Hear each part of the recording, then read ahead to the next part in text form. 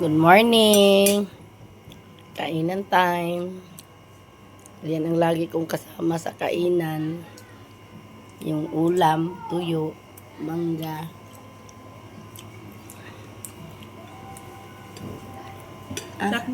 Mangga.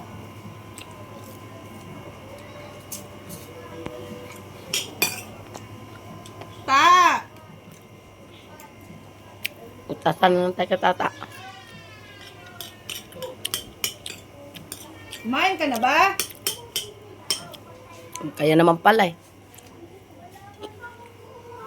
Kumain na pala eh. Wala. At dito yan lagi nasa akin. Ikaw man ang kuan ngayon, bida ng